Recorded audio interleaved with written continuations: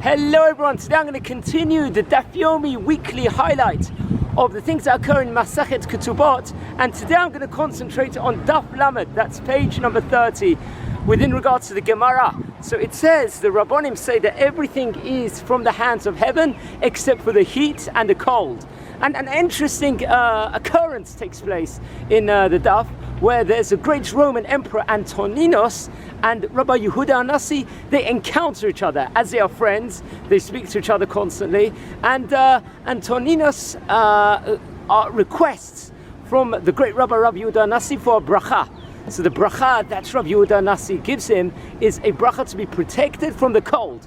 So Antoninus replies, look, this we don't need a Beracha for. I can go to the house and put different blankets on and I'm totally protected from the cold. So another blessing please. So Rav Hanassi gives him a Beracha for to be protected from the heat, from the extreme heat. And this is very much supported from in Tehillim, where it says inside the book of Tehillim, it says nothing saves us from the extreme heat, referring to the sun itself. So Antoninus said, this is a fantastic Beracha, thank you very much. So it's interesting, the Midrash says that a man lacks the power to defend himself against extreme heat, and that's why specifically the rabbi himself prayed for this specific thing.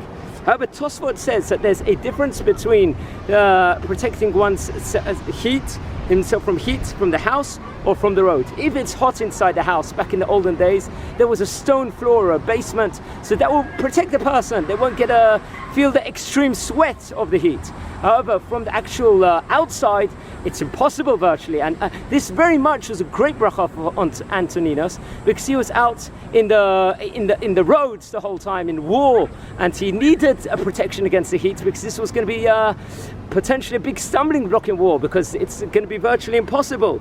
And in those situations, he will be unable to find a refuge from the heat. So he very much appreciated this bracha from the great Rabbi Yehudah Hanassi. And that's what the interesting thing we learn in this Masechet Ketubot in page 30, that the heat itself you need a bracha for. That's not given necessarily from heaven, and one should be protected from it. May I wish you all a